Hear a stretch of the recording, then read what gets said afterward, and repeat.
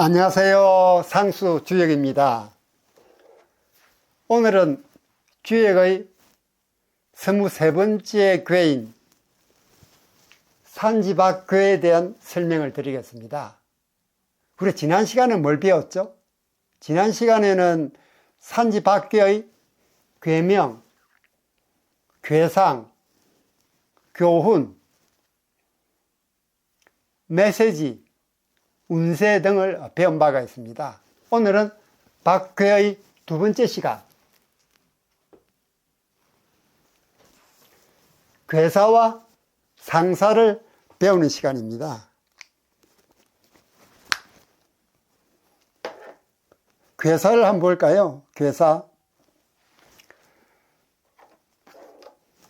궤사를 보기 전에 우리 궤상을 다시 한번 보도록 하죠.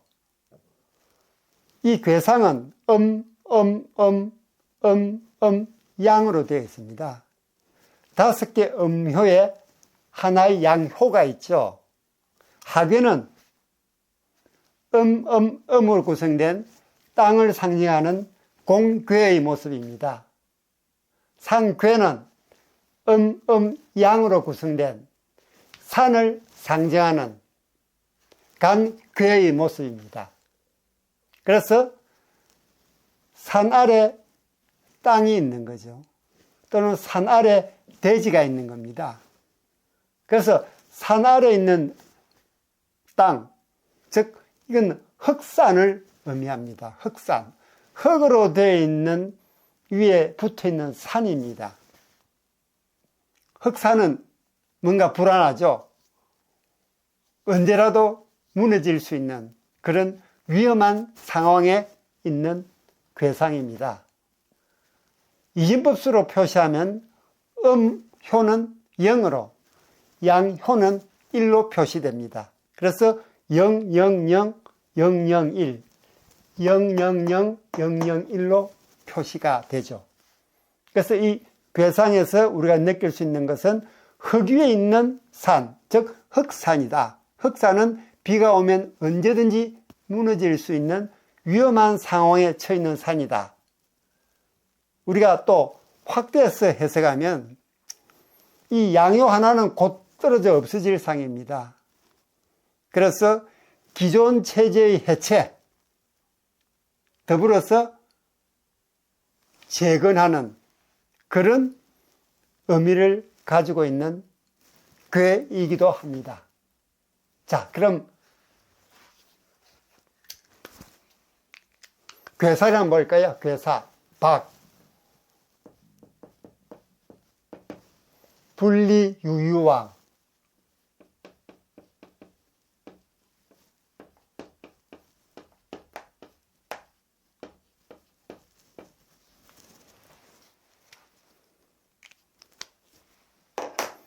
우리말로 해석하면 어떻게 될까요? 분리유유왕, 왕은 나아간다는 뜻이죠. 나아가려 하면 이로움이 없다. 다시 말하면 나아가려 하면 이롭지 않다 라는 궤사를 우리가 볼 수가 있습니다. 자, 나아가려 하면 이롭지 않다. 도대체 무슨 뜻이죠? 왜 나아가려 하면 이롭지 않을까요? 먼저 자연의 모습으로 보면 대지 위에 산이 있다고 했습니다. 흙 위에 산이 있다고 했죠. 하지만 이 산은 대지 위에 굳건히 자리 잡고 있는 산이 아니라 흙 위에 올라 있는 산입니다. 산 아래가 온통 흙이니 소위 흑산으로 비라도 오면 쉽게 무너질 수 있는 위험한 산입니다. 이 산이 버틸 수 있는 것은 6개 효 중에서 유일한 양효, 즉 상구 하나가 겨우 버티고 있습니다. 즉 상구 하나만 양효로서 버티고 있으니 붕괴를 앞둔 위험한 산이다 라고 괴상에서 우리가 읽을 수가 있습니다. 범위를 좁혀 다른 관점에서 본다면 이 괴상은 열매를 맺은 가을의 나무에 비유되기도 합니다. 왜? 이 상괴 간에는 양 상괴 간에는 무슨 물상이 있냐면 과다라는 과다.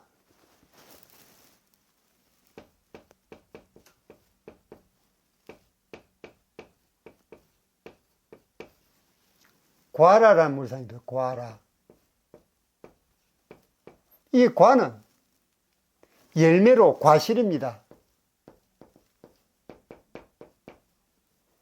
라는 식물의 열매로 곡식입니다. 즉 상괴 간에는 과라, 즉 과실과 곡식이라는 그런 물상을 가지고 있습니다. 그런데 불행하게도 이 하괴곤에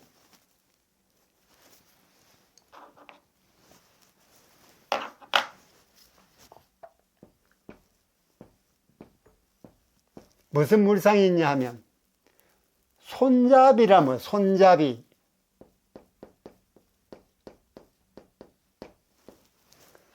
자, 하괴곤이 손잡이의 물상이 있다고 한다면 이 상괴는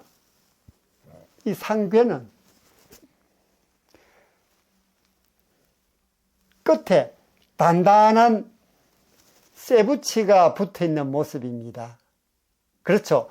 다 음효는 약한 것, 흐물흐물한 걸 얘기하는데 양효는 단단한 것을 얘기하죠. 즉 흐물한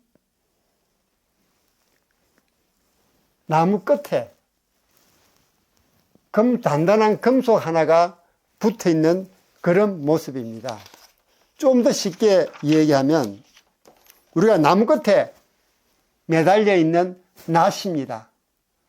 우리가 옛날 높은 나무에 걸려 있는 열매를 따기 위해서 나무 끝에 낫을 달아서 그걸로 열매를 수확하는 그런 열매 수확용 그런 도구를 의미하기도 합니다. 장자인간세 편에 보면 이런 내용이 나옵니다.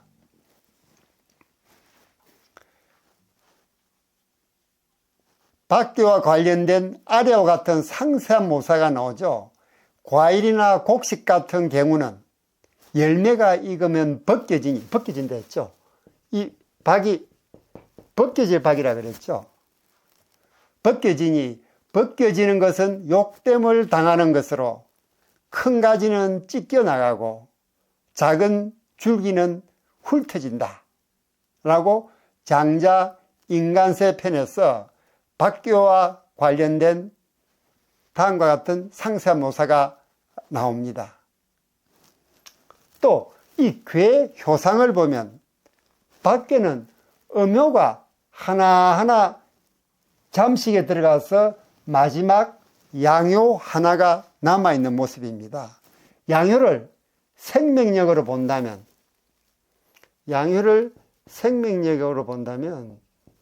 이 박괴는 생명력이 곧 고갈되는 그런 모습입니다. 즉 생명력이 서서히 소진되어 이제 마지막 불씨 하나만 남아있는 그런 상황입니다. 또 이 박괴는 다른 측면에서도 볼 수 있죠. 이전의 성리학자들은 음을 악으로 보고 양효를 선으로 봤습니다. 즉 선과 악으로 구분하기도 했죠. 즉 선과 악의 대립으로 파악하면 박괴는 악의 세력이 점점점 잠식해 이제는 선의 세력이 신락같이 남아있는 그런 상황입니다. 언제라도 이 악이 전체를 장악할 것 같은 그런 분위기를 풍기고 있죠. 즉 밖에는 악의 세력이 잠식에 이제는 선의 세력이 신락같이 남아있는 상태입니다. 또 이와 달리 경제적 측면에서 본다면 경제력이 서서히 고갈되어 겨우 맹명만 유지하는 그런 상태이기도 합니다. 또 정치적 측면에서 본다면 마지막으로 남아 한간 힘을 쓰고 있는 곧 도태되고 말 그런 세력이기도 합니다. 이렇게 산지박괴는 여러 가지 의미를 괴상에서 읽어낼 수가 있습니다. 자, 그럼 괴사를 한번 볼까요?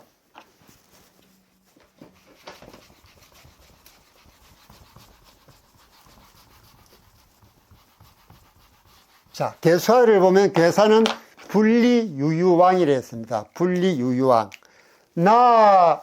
나아가면 이롭지 않다라는 괴사였죠. 여기서 나아간다는 것은 뭔가를 새롭게 행하려 하는 것입니다. 즉 나아가려 하면 좋지 않다고 하는데 왜 나아가려 하면 좋지 않을까요?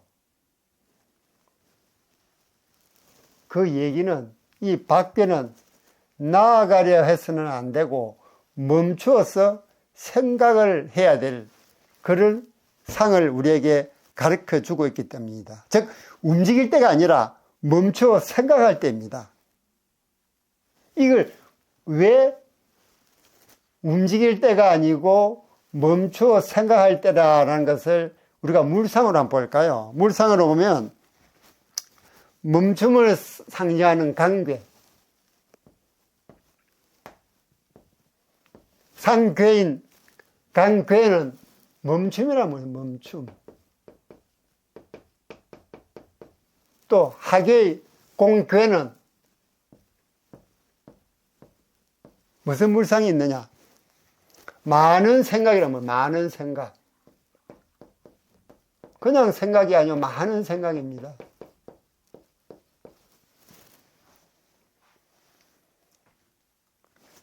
이 많은 생각, 멈춤, 이런 물상을 가지고 있으니 이 강괴는, 즉 박괴가 말하는 이 괴상은 나아가려 해서는 안 되고 멈춰서 생각을 해야 될 그런 상입니다. 즉 더 나아가 버린다 그러면 마지막 남은 양효까지도 없어져 버립니다. 그럼 모두 음효로 바뀌는, 즉 모든 생명력이 고갈되는 또는 모든 악이 전체를 잠식하는 그런 모습이 되어버리는 거죠. 그럼 나아가지 말고, 즉 멈춰서서 많은 생각, 이런저런 생각을 하는 많은 생각인데 공교에 왜 많은 생각이라는 물상이 나올까요? 우리가 근태이진, 우리가 배운 바 있죠. 선천팔계는 근태이진, 송간, 간, 곤 8개 괴입니다. 8개 괴 중에서 획이 가장 많은 게 바로 이 공괴입니다.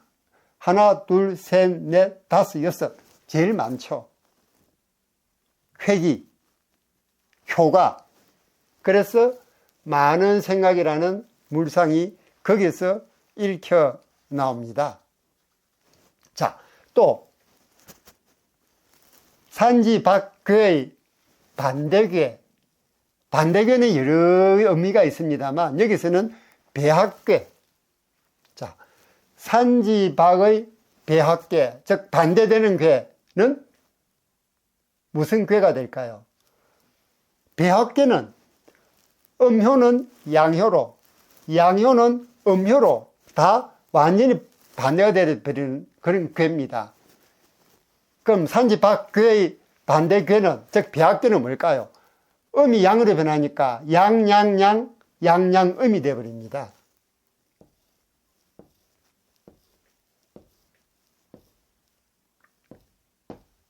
이렇게 되어버리죠. 자, 그럼 이건 위에 거는 연못을 상징하는 태괴, 연못을 상징합니다. 아래는 하늘을 상징하는 금괴의 모습입니다. 그 뭐죠? 택천괴죠. 43번째 괴입니다. 산지박괴의 반대괴, 즉 배악괴는 43번째 괴인 쾌괴의 모습이 됩니다. 쾌괴. 즉, 이 쾌괴는 음요 하나가 남아 있습니다. 박괴는 양요 하나가 남아 있는데, 쾌괴는 음요 하나가 남아 있습니다. 즉, 음요 하나가 남아 마지막으로 저항하고 있는 그런 모습입니다. 비유하자면, 마지막으로 남은 적폐 세력이 쉽게 물러서지 않고 가지고 있는 사회적 지위를 이용해 마지막으로 버티고 있는, 즉 버티기에 들어간 그런 모습입니다. 따라서 쾌괴, 괴사를 보면은 이유용이 나옵니다. 이유유왕.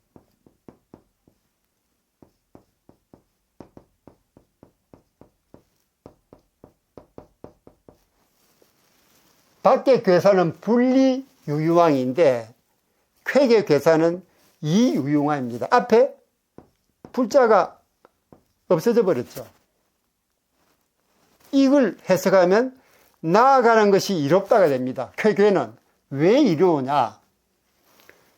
양효는 생명력을 상징하고 선을 상징합니다.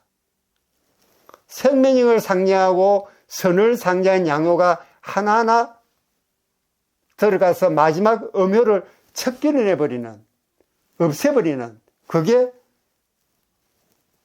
이 쾌괴가 지향하고 있는 바입니다. 그래서 이 유유왕 괴사에 나아가라 하면 이롭다라는 괴사가 나온 이유도 빨리 나아가서 음효를 없애버리라는 그런 의미를 내포하고 있는 것이기도 하죠.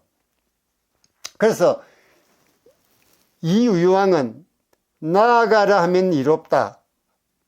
즉 나아가려 한다는 것은 뭔가를 시도한다는 얘기입니다. 쾌괴의 경우라면 적극적으로 움직여서 적폐 세력을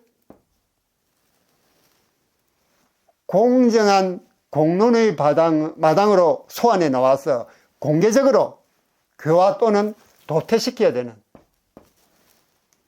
그러할 때라 의미하고 있는 겁니다. 쾌괴는. 또 달리 말하면 이 쾌괴는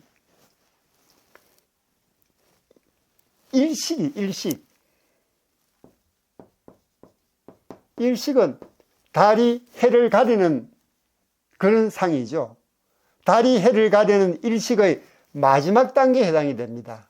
즉 달이 해를 가르고 있다가 점점 물러나면서 이제 마지막 하나가 남아있는 그런 단계입니다. 그래서 빨리 일식을 종식시키라는 그런 의미도 이 쾌괴는 가지고 있는 것이죠.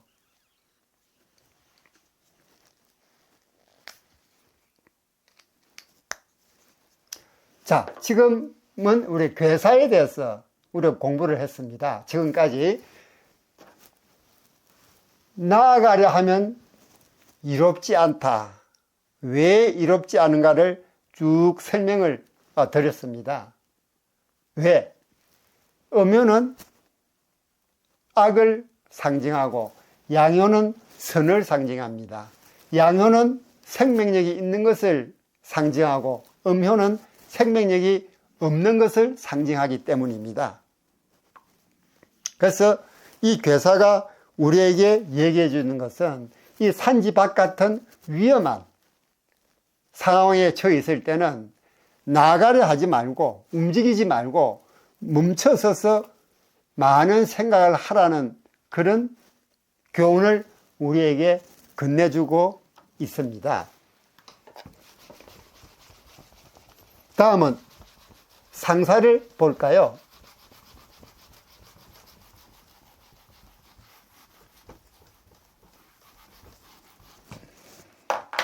상사를 보면 우리 말로 한번 읽어보죠. 상왈.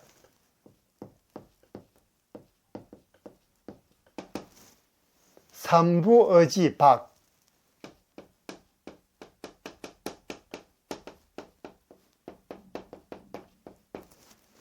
상이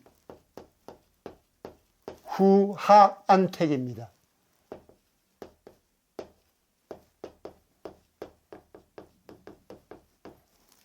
이걸 우리말로 한번 해석을 해볼까요?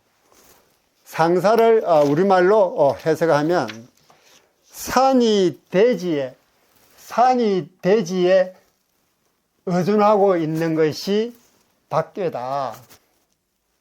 왕은, 즉 상은 왕을 비유합니다. 왕은 이를 보고서 아래 백성을 후하게 하여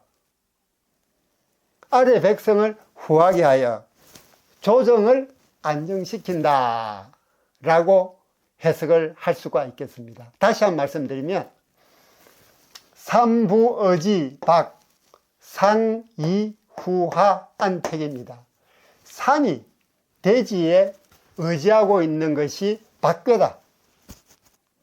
왕은 이를 보고서 아래에 있는 백성을 후하게 하여 조정을 안정시킨다 라고 해석을 할 수가 있습니다. 여기서 부는 삼부어질 때 부, 이 붙다라는 뜻입니다. 산이 대지에 붙어 있다는 것은 산이 굳건하게 서 있는 것이 아니라 대지에 의존하고 있는 것입니다. 이 밖의 산은 언제 무너질지 모르는 위험한 상황이라고 말씀드렸죠. 그 이유는 안에 있는 대지가 단단한 대지가 아니고 흙입니다. 즉 흙산이기 때문입니다. 그래서 비라도 심하게 오면 언제 무너질지 모르는 그런 위험한 산이라고 말씀드렸죠. 만약 이 흙으로 되어 있는 산 위에 있는 집이 있다면, 즉 흙산 위에 집이 있는 사람이라면 어떻게 해야 할까요?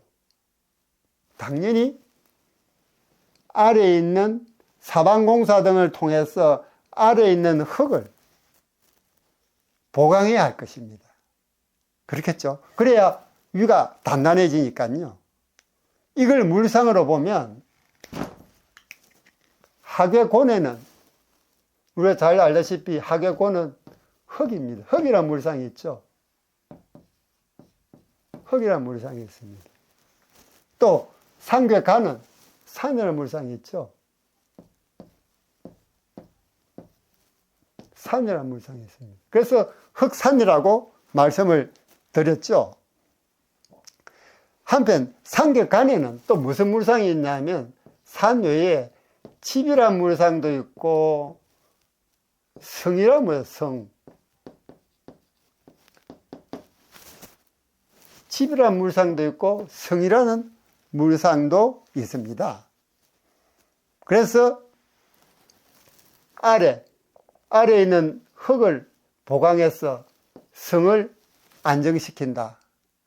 또 아래에 있는 백성을 후하게 해서, 왜냐하면 곤에는 흙 외에도 백성이라는 물상도 있죠. 백성. 즉 아래에 있는 백성들을 후하게 했어. 위에 있는 성, 즉 성에 있는 조정을 안정시킨다 라는 정치적 방면으로도 우리가 해석을 할 수가 있는 것입니다. 여기서 후하를 볼까요? 후하.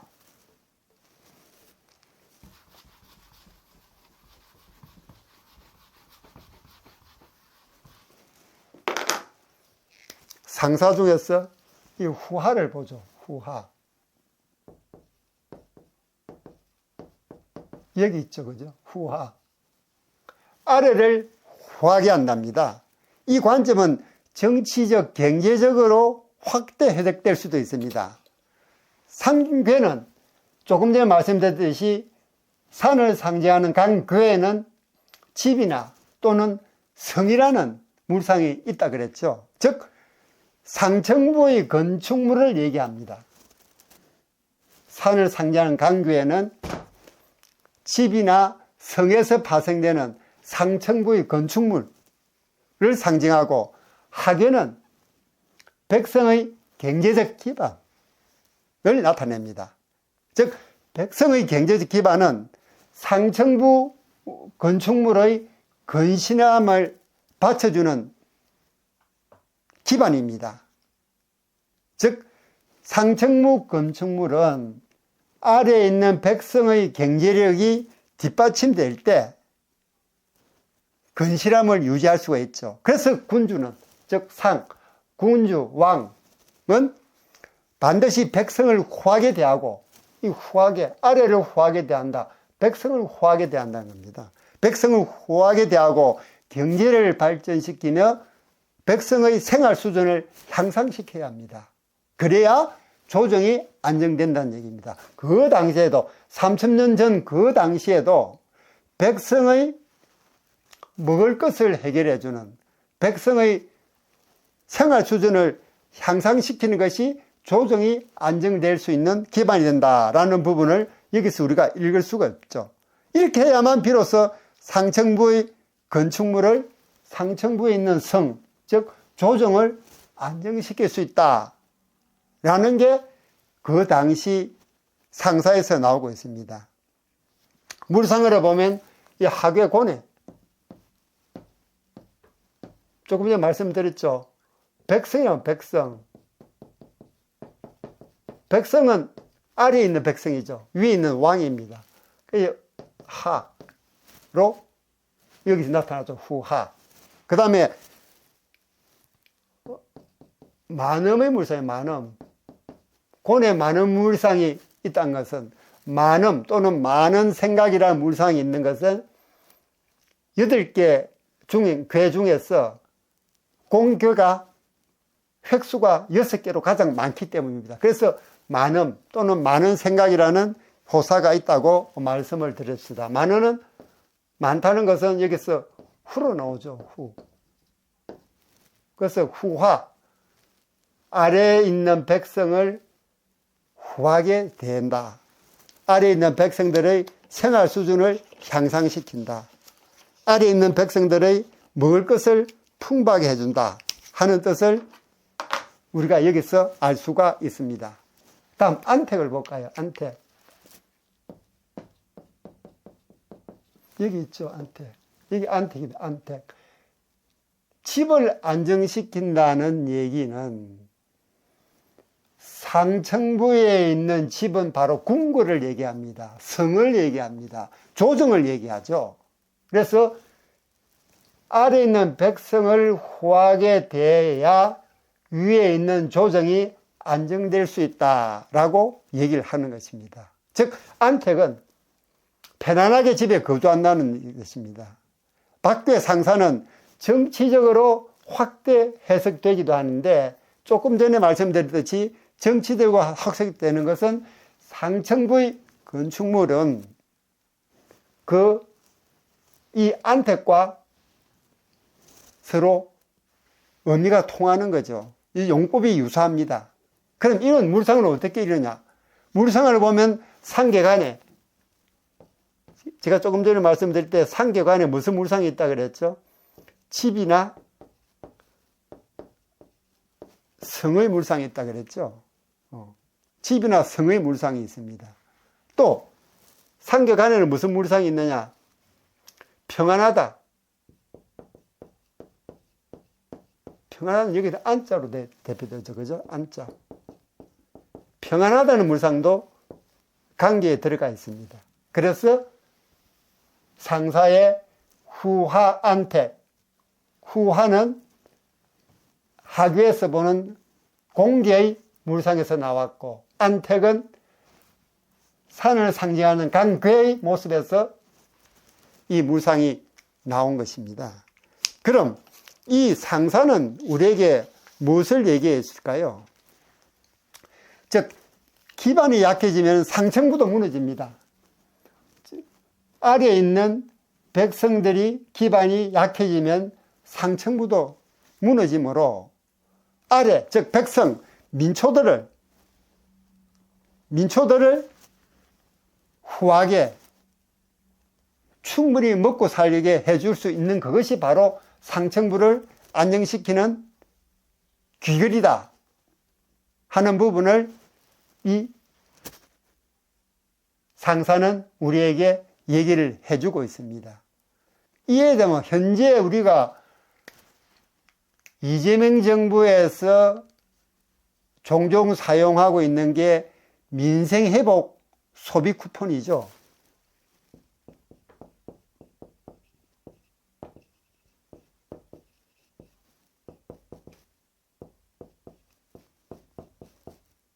민생회복 소비 쿠폰은 이 상사에서 얘기하는 정치적 측면으로 볼 때 해석에 가장 부합되는 그런 제도라고 할 수 있겠습니다. 즉 백성들에게 소비 쿠폰을 나눠주면서 그 소비 쿠폰으로 물건을 사서 생활하게끔 하고 그게 하나의 바탕이 돼서 상층부가 즉 조정이 편안하게 될 수 있는 아주 직접적으로 우리가 이해할 수 있는 그런 제도라고 할 수 있겠습니다.